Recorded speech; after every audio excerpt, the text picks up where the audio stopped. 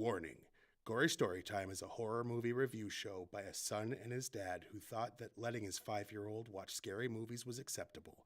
If you are offended by horror or talk about blood and gore by a child, or if you don't want horror movies from the 60s through today spoiled, then there is a remote stuck in your couch cushion next to potato chip crumbs. Use it. And of course, parental discretion is advised. Why? You didn't use any. Shut up and start the show.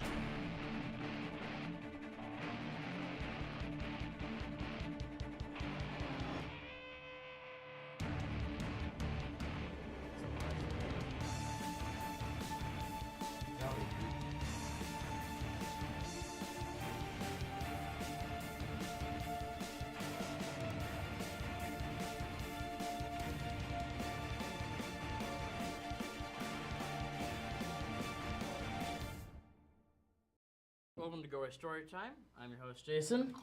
And I'm his father and his co-host, Craig. And This is the show where we review horror movies weekly, usually. And this week, we're starting another set of 4, starting with Nightmare on Elm Street 3, with our favorite... Well, let's explain first. Recently, we had done 4 awful sequels. Right. And because we love horror movies, we don't want to only talk trash about horror movies. Right. So since we've done 4 that were just despicable horror movies, we wanted to do our 4 favorite sequels that we could think of. And this is probably, I like the original better, but as a sequel, this is probably one. Right. And we actually agreed on this one. So yeah. That's how we'll decide which ones to do, is the ones we can agree on. Cause Right. there was another one you suggested that we differed on the opinion last night. So Definitely. But anyway, so Dream Warriors, basic rundown. Nancy from the first movie is getting a job at a mental institution for kids who are having really bad behavioral issues because of dreams that they're having. And they all insist that they've seen the same person in their dreams and that person is trying to attack them. She obviously recognizes that from her past and tries to convince one of her coworkers, actually all her coworkers, that it's true, and she's the only one really siding with the kids at this institution. That's the basic rundown. Basically.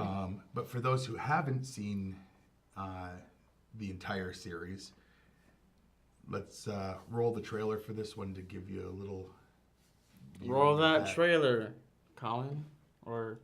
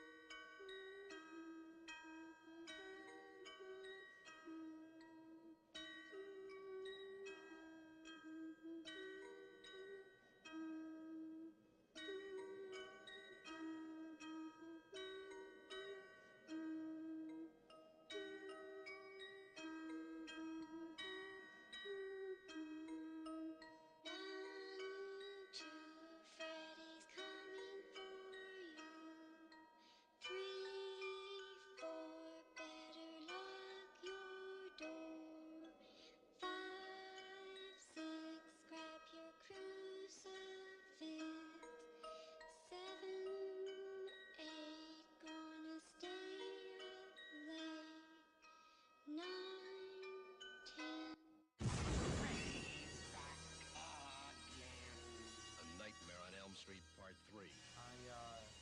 Freddy's just around the corner.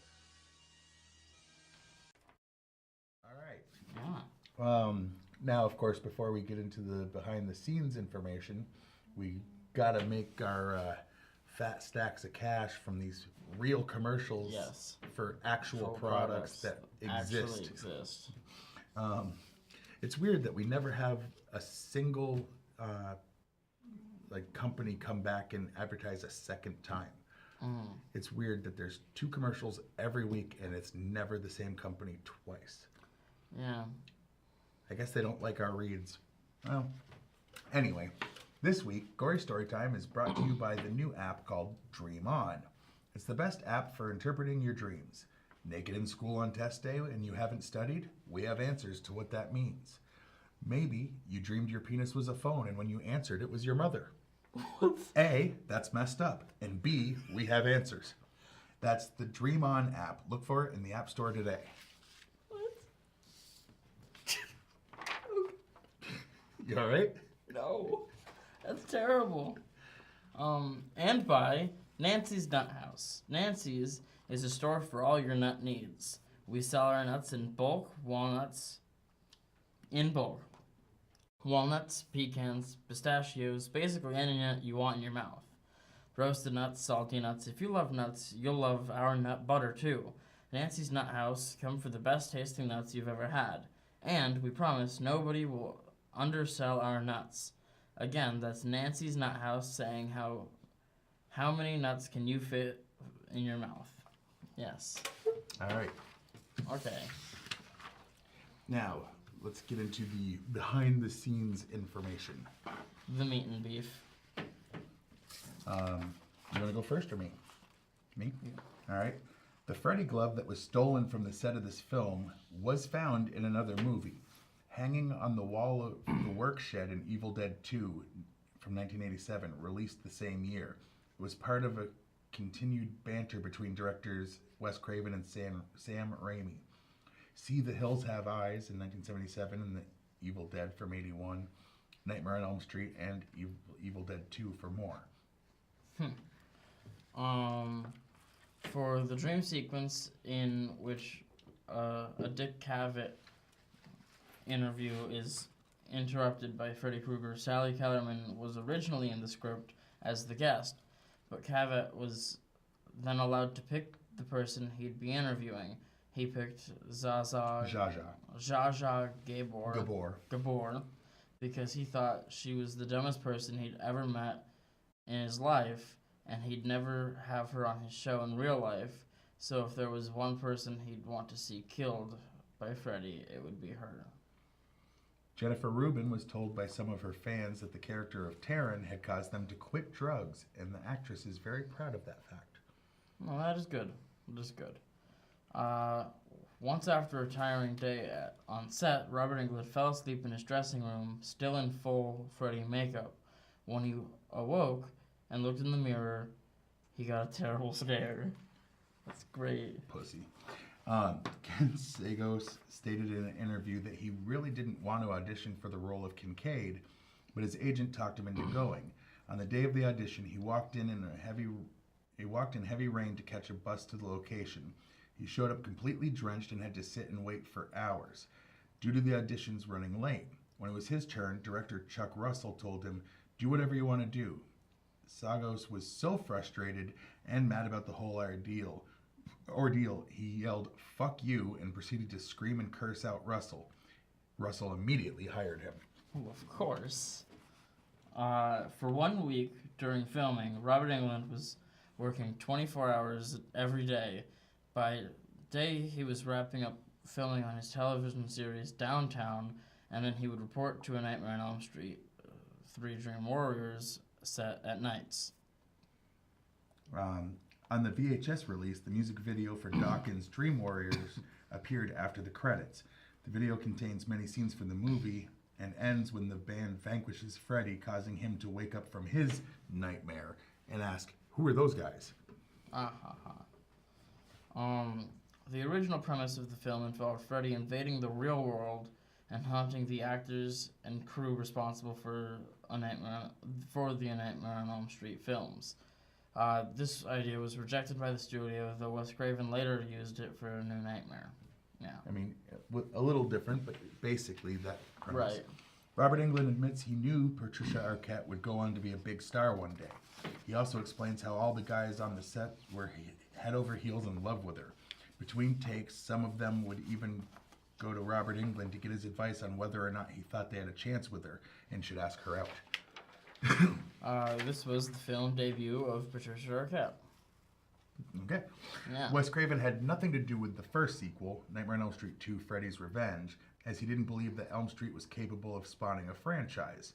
The success of the second film, outgrossing the original, convinced him otherwise. Understandable. At around 29 minutes, when the clay puppet turns into Freddy's special effects man, Doug... Okay. Whoa. When the puppet face turns into Freddy's, comma, pause. Okay. Special effects man, Doug Beswick, used stop-motion animation filming... Filming began with the clay Freddy face that was under planar... made planar in each frame. The result was then run backwards, and that is what appears in the final cut of the film. According to Wes Craven, the idea for the mental health facility treating the Dream Warriors is not just a riff on One Flew Over the Cuckoo's Nest, but inspired by real-life establishments. At that time, there was a movement of such places that even advertised on television, send us your troubled child and we'll make them okay. And essentially, they were prisons more than asylums.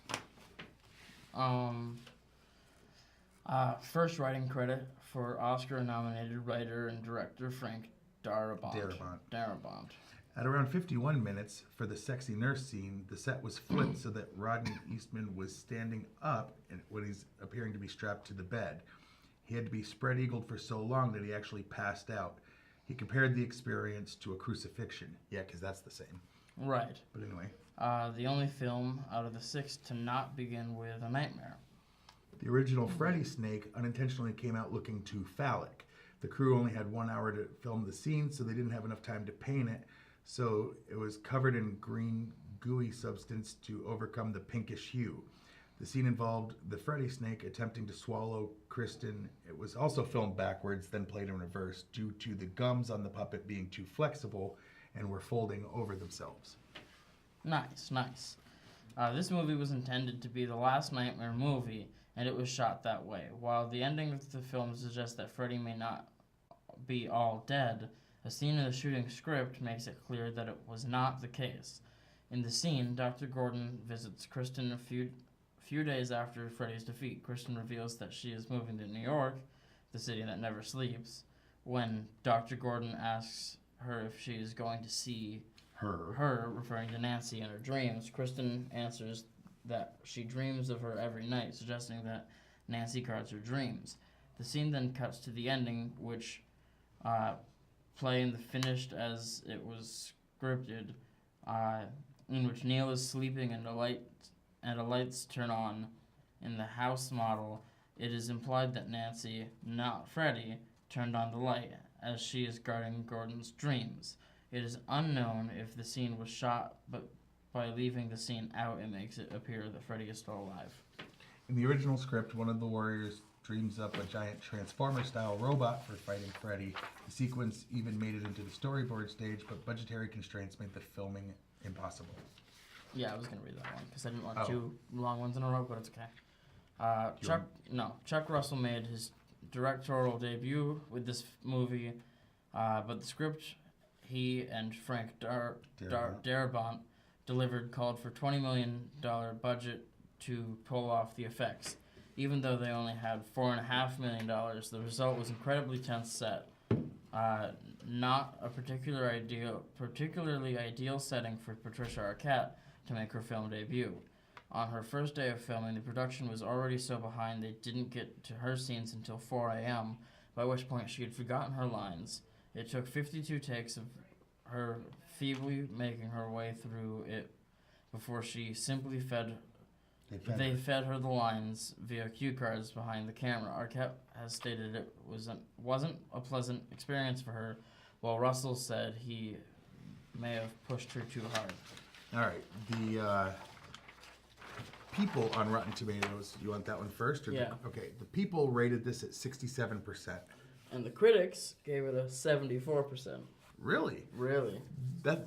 So the critics probably considered this one of the better horror sequels, because they don't usually give a lot of credit to horror movies unless there's some sort of message politically or something, you know? Right, or if it's like just one of those classic home runs, right? Yeah. So not bad for a part 3. to get a 74% from the critics. I don't think the second one got that good. I'm sure it didn't. I don't think the first one did, to be honest. Because a lot of people I think it weren't was really in the buying. 80s. Was it really? Yeah, I think it was like 84 Anyway. or something. I don't know. What was your favorite scene? Easily. This movie had my favorite kill in the series. It was... Does it involve a television set? It does. Okay, then we have the same one, so we can join in together. Okay. So, lady's watching TV. And she wants to be an actress. Yep. She's trying to stay awake, so she's burning herself with cigarettes. Yep. Which they're upset about at the facility, obviously. Right. She falls asleep. Mm-hmm. And the person on the TV she was watching turns into Freddy. Yeah, that was the Dick Cavett thing. And he uses like the wires or whatever. He comes out of the TV. His head pokes out the top with antennas hanging off. Yep. Looking like a bug a little bit. Grabs her and smashes her face into the screen and says, "It's prime time, bitch." Welcome to prime time. Welcome to prime which is time. The best one-liner, I think, out of the whole series. In the whole series, best kill, in my opinion. Well, How Sweet Fresh Meat was pretty good, too. And then when they redid it, when it was an African-American actress in a later movie, and he said, "How Sweet Dark Meat," I was like, well, that was a good play on the original. Right. So this series has had some good one-liners until they went too far with the humor. Yes, yes. But, all right, so we agree that was the best scene. Yes. What would you say your least favorite scene was? See, I actually talked about it in one of the things I read. I didn't like the ending as much. With Why? The like stupid battle between her and the snake. Him. Okay. I didn't like Snake him.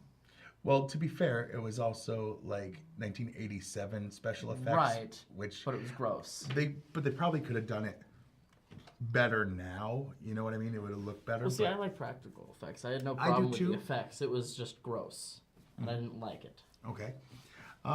My least favorite part was probably the fact that I'm trying to think of what my least favorite scene was. I would say the character, more than anything, of the nurse that was just like a Nurse Ratchet kind of, which you would get if you saw One Flew Over the Cuckoo's Nest. Okay. But she's like a cranky old nurse that didn't want to listen to the kids that she was supposed to be helping, didn't want to listen to Nancy, who knew what she was talking about, didn't even want to listen to the guy who had been there forever that was starting to believe Nancy. Basically, not listening to anybody, just being a cold heart. And, when they came up with the pills that would help the kids sleep without dreaming, she's like, no, these are untested. And like, she acted like it was coming from a good place, but she was just trying to be confrontational is how I took it. I just didn't like that character. Right, I could see that. Yep. But to be fair, that's what they wanted you to. They didn't want you to like that character. So. And it worked. Yeah. Well, what would you rate this movie on a scale of 1 to 10? On a scale of 1 to 10, now should we do for a sequel or should we do in general? See, all the other sequels that we've done before, it's just as a movie. Okay, so we'll just do it that way. Honestly, I'd probably give it an 8. I'm gonna have to go with an 8 too, because it's not as good as the first one. No. That I gave a 9. Okay. So I'm gonna go with an 8. Which I get that, but considering it was part 3. Right, of the sequels, I think this is my favorite one because it's got... Well, I like New Nightmare, but that was more of a... But that's not the same thing. It's a sequel, but it's also more of a takeoff of... It's a separate story that involves the character of Freddy Krueger. But this one's got just the right balance of creep factor and comedy. Yes. 6 went too far with the comedy. Absolutely did. 1 didn't have enough comedy for me, in my opinion. But that was supposed to be a straight-up horror movie. Right. And people were fighting him on the idea, well, if everyone knows it's a dream, who's going to be scared of it? So he went out of his way to make it straight horror. Right. So getting the humor in it was good. Yeah, yeah. But I also understand why the first one didn't have the humor. Unless you count the arms stretching, because that looked ridiculous. Well, it was hokey and fun. That was, I think, my least favorite scene of that one. It was. But, all right, let's give out our particulars. Yes, it's on that side, always. You can watch Fact TV, Channel 8. To see the show. To watch our show. Thursdays at 8:30 p.m. and Fridays at 7 p.m. You can email us at gorystorytime@yahoo.com. Questions, comments. Maybe you'll be like, hey, like, this isn't my favorite Freddy sequel. Maybe you'll have a different opinion. Like, that's cool. Or maybe you'll say, I never watched all the Freddy movies, but that sounded intriguing. And because of you, I sat down and started watching. Like, any questions, comments? If you have a horror movie that you loved that you're like, hey, I would love to see them review that, hit us up with that. You can like us on Facebook. Yep. And you can like Fact TV on Facebook. If you're watching this live streaming, then you already did that. Right. You can go to factdate.com. I think we've forgotten to say that the last couple of times. Very possible. You can go to factdate.com and watch all the back episodes or whatever that we have up of our show and a bunch of other shows that they have. Go to my YouTube page, which is Juggalo Jakes, all one word. We've got old episodes of this. There's a few episodes of a show I did about parenting as a dad called Daddy Issues. We got our 100th episode special up there. We've got fake sat commercials. Down and watched, we got full movies that we commentated over. Actually, it's Night of the Living Dead's the only one that's up on the YouTube one. Oh, I thought the but Santa there's one music was up. videos. No. There's music videos. There's a bunch. So, and we're both on Twitter. We don't really talk about this show, but you can reach me at Craig Jakes, all lowercase, all one word. And you can get to me at Jason T. Jakes, capital J, capital T, capital J. We don't talk about the show, as he said, but we will try to offend you. Yeah, most likely. Yes. And I guess that's it, right? Yep. So until next time, I'm your host, Jason. I'm his co-host and his father, Craig. And sweet dreams.